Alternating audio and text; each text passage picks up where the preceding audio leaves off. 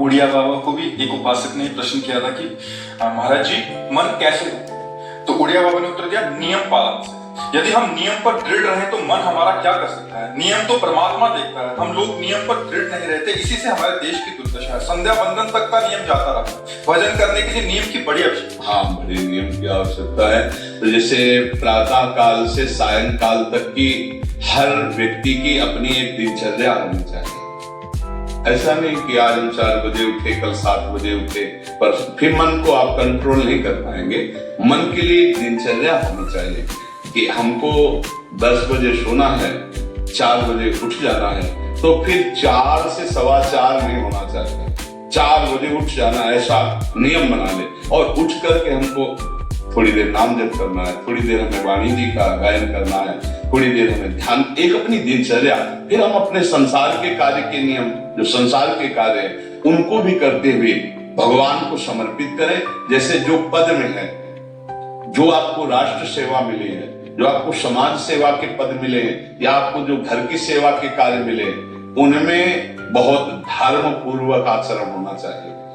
अगर आप अधर्म आचरण करते हैं, अपने पद का दुरुपयोग करते हैं, तो आप सुबह जग करके थोड़ा माला चला लीजिए, फिर भी आपका कल्याण नहीं होगा, क्योंकि आप अपने पद का, अपने सेवा का दुरुपयोग कर रहे हैं। जैसे हम जानते हैं कि अधर्माचरण है, ये अधर्मी है, हमें पता है दोषी है, और वो हमको कुछ धन दे देता है, और हम उसको मुक्त करवाने की बात सोचते हैं, और जो निर्दोष है उसको फंसा देते हैं। अब तुम चाहे जितना माला चलाने की कोशिश करो या दान पुण्य करो, वो तुम्हारा अधर्म आचरण, वो अधर्म का धन तुम्हें सत्मार्ग में नहीं जाने देगा। नियम लेना चाहिए कि जिस पद में है, जिस धर्म में है, जिस कर्तव्य में है, चाहे कुछ भी हो जाए, हम अपने कर्तव्य से विमुख नहीं होंगे। जितना जब महान है, उतने कर्तव्य महान है। दोनों बातें समझना।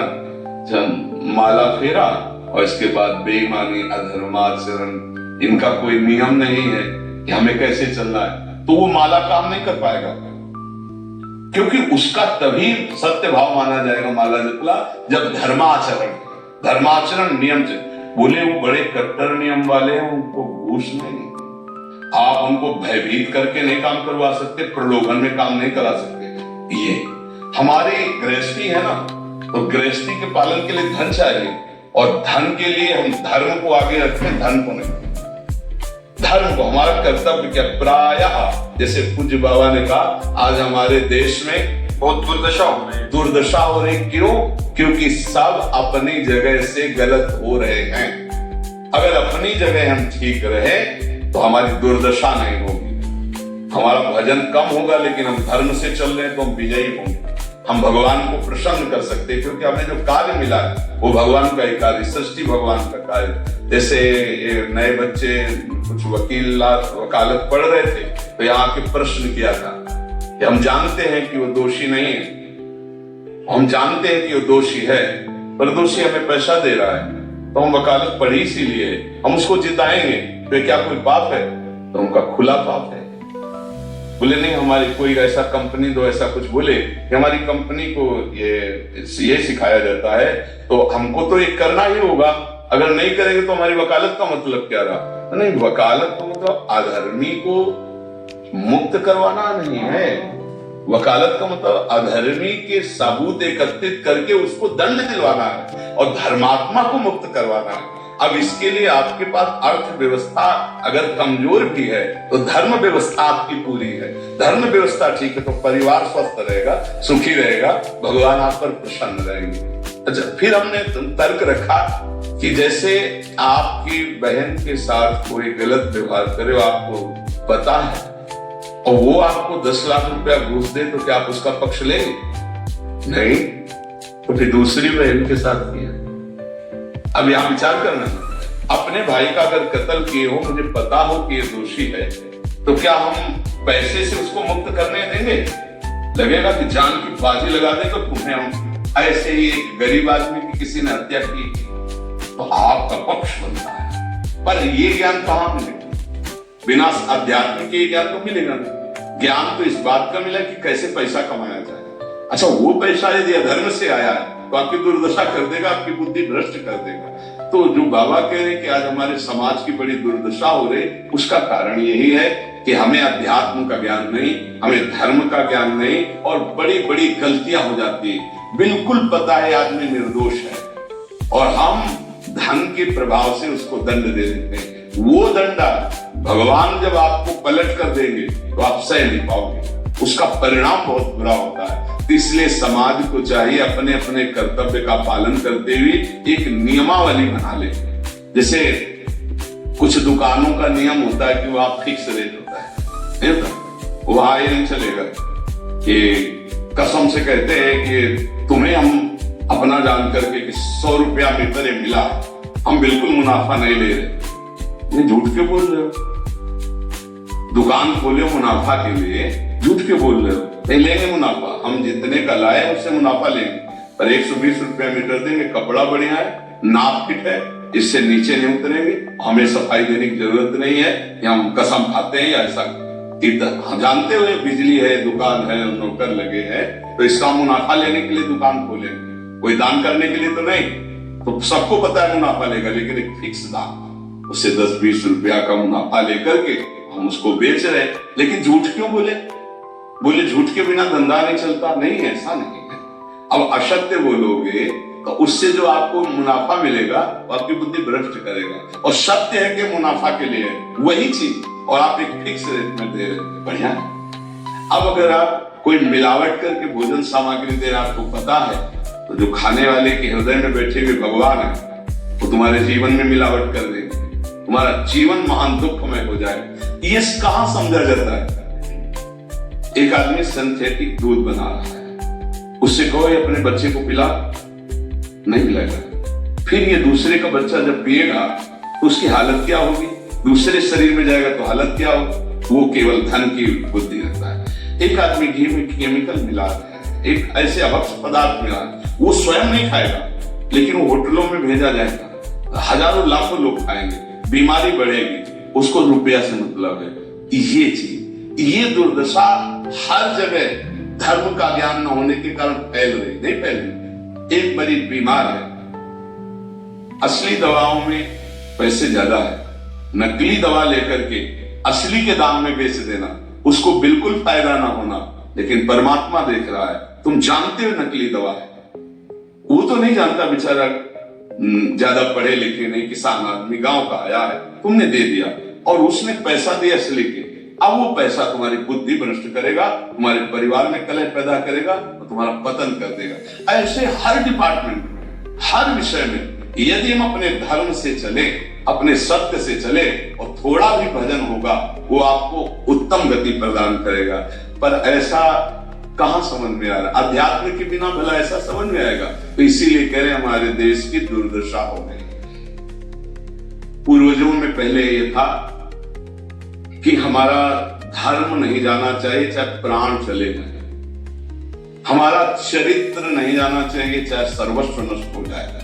आज इसकी कोई परवाह नहीं, तो उसी से बुद्धि भ्रष्ट हो जाती है, जीवन एक पशुवत आचरण वाला हो जाता है, और वो अपने को बड़ा सुखी समझने लगते हैं कि हमारे पास बड़ा वैभव है। लेकिन प्यारे, उस दिन को याद करो जिस दिन तुम्हारा आखिरी समय होगा, ना तुम्हारा फार्म हाउस जाएगा, ना महल तुम्हारा जाएगा, ना बैंक बैलेंस जाएगा, ना कोई व्यक्ति, और ना ये शरीर। अब तुम्हारे कर्म तुमको भोगवाएंगे। उस समय की कौन याद करता है? अगर उस समय की याद हो तो भय लग जाए कि नहीं पाप नहीं करूंगा, क्योंकि जाना है यहां से। अच्छा, कब जाना कुछ पता लगे, किसी भी समय ट्रांसफर हो सकता है इस शरीर से। तो हमें लगता है कि महापुरुषों के जो वचन है कि हमें एक नियम से जीवन जीना चाहिए, धर्म पूर्वक जीवन जीना चाहिए, अपने कर्तव्य का पालन करना चाहिए। जो हमारे लिए कर्तव्य, आज प्रायः धन प्रधान बुद्धि होने के कारण कर्तव्य स्वाहा हो रहा है। एक विद्यालय में विद्यार्थी के लिए जो गुरु पद में बैठा, उसका क्या कर्तव्य है? वो अपने कर्तव्य को भूला हुआ है।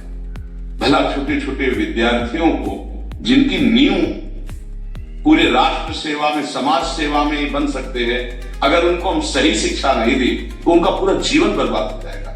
अगर उनको हम गलत सपोर्ट कर दिए तो उनका पूरा जीवन बर्बाद, क्योंकि नया जीवन है। और जगह जगह अपने अपने कर्तव्यों का यदि पालन किया जाए तो पूरा समाज सुखी हो जाए। लेकिन कर्तव्यहीनता आ रही, कोई अपने कर्तव्य को नहीं समझ रहा है। तो यही बात महापुरुष जनों को दुख लगता है कि अगर सब अपने कर्तव्य का पालन करें, धर्म का पालन करें, भगवान का नाम जप करें तो सब सुखी हो जाए। सुख सब चाहते हैं और आचरण दुख वाले करते हैं, इसीलिए सुख नहीं मिल रहा है, परिणाम में हमें दुख मिल रहा है। सच्ची मानना, वो रुपया पूरे परिवार में अशांति पैदा कर देगा। और धर्म पूर्वक 100 रुपया लाओगे, 4-5 परिवार के बैठ के नमक रोटी खाओगे, आनंद से सोओगे, बड़ा प्यार रहेगा, भगवान की कृपा रहेगी। पर ये बात समझ में नहीं आती है। तो ये वृत्ति अगर छोड़ी ना जाएगी तो कुछ भी कर लो, कहीं भी दान पुण्य कर लो, लाभ नहीं मिलेगा। अगर दान देने की बात कही गई है तो धर्म पूर्वक कमाए हुए धन से। अगर आप मेहनत से कमाए हो ना, 10 रुपया दे दोगे ना, तो 10 रुपये का वो आटा लाके अगर 2 रोटी खाएगा तो खूब वजन होगा। और आप 1 लाख रुपया बेईमानी कर रख दोगे ना, तो बैठे बैठे गंदा ही सोचेगा, वजन नहीं होगा। उसका गंदा सोचना और आपका गंदा करना, दोनों मिल करके, उसके कारण भी तो आप बने ना, तो आपका ही पतन हो जाएगा। उसको तो भगवान बचा लेंगे क्योंकि भगवान की शरण में है। तो मुझे लगता है अधर्म के धन से कभी किसी को लाभ नहीं मिलता। तो अपने कर्तव्य का पालन करते हुए यदि नाम जप किया जाए तो बहुत जल्दी हमको लाभ प्राप्त हो जाए।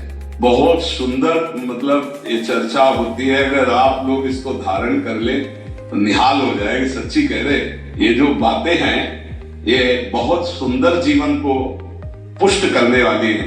पर आप धारण कर ले तो बात है, नहीं तो जैसे लाभ दिखाई दे रहा 50,000, तो ये बातें भूल जाओगे, ये बातें अच्छी नहीं लगेंगी। हे यार, बहुत बढ़िया काम घर में आएगा, पर हमारी ये बात ध्यान रखना, 50,000 घर में अशांति पैदा कर देगा। सच्ची मानना, आप धर्म से चलना, धर्म से चलोगे तो भगवान तुम्हारी रक्षा में रहेंगे। अधर्माचरण देखो कैसी कैसी घटनाएं होती है। बढ़िया कार है, फिल्मी गाना लगाए चल रहे हैं और वो एक्सीडेंट हुआ, आग लग गई, बाहर निकल ही नहीं पाए, वो अंदर ही डल गए। क्या हुआ? ये करोड़ों रुपए की कार भूंज दिया तुमको, अंदर ही बैठा लगे, धू धू करके आग लग गई, अंदर जल। ऐसे जलना चाहते हो या भगवान के आनंद में चिंतन करके शरीर छूटे हो, फिर दाह संस्कार हो ऐसे कि सब लोग भगवान के नाम का कीर्तन करते हुए जा रहे, फिर आपका अंतिम संस्कार, वहां जीवित जल गए। क्या हो सकता है? एक एक पल तुम्हारे कर्म का हिसाब होगा, एक एक सेकंड का। ऐसे कर्म करो कि हमारा अच्छा हिसाब हो, बुरा हिसाब। ये मत समझो कोई देख नहीं रहा, वो देख रहा है जिसको हिसाब करना है, वो देख रहा है। उसके लिए कोई वकील या किसी सबूत की जरूरत नहीं होती, वो सर्वांतर्यामी आपके अंदर बैठे ही देख रहा है। तो सदैव जैसे सत्संग सुन रहे हैं, तो अगर हाथ जोड़ के प्रार्थना, थोड़ी भी बात मान लोगे तो आप सच्चे सुख के मार्ग में चलने लगोगे। नहीं तो भाई बहुत गंदी हवा चल रही है, माया की बहुत गंदगी ऐसी फैल रही, कलिकाल है ना, कि ये बातें किसी को पसंद नहीं आती। वो बात बताओ कि हम कितना रुपया कमा ले, कैसे कितने भोग ले, और वो अध्यात्म में नहीं है। आपको सच धोखे में मत रहना, अध्यात्म में है। जितना आप धर्म से चलोगे उतना सुखी होगे, और लोक में जितना धन मिल जाएगा उतना सुखी माना जाएगा। लेकिन वो सुख नहीं है, वो चंद मिनट के लिए हाइलोजन की तरह जलेगा, फ्यूज हो जाएगा। और धर्मात्मा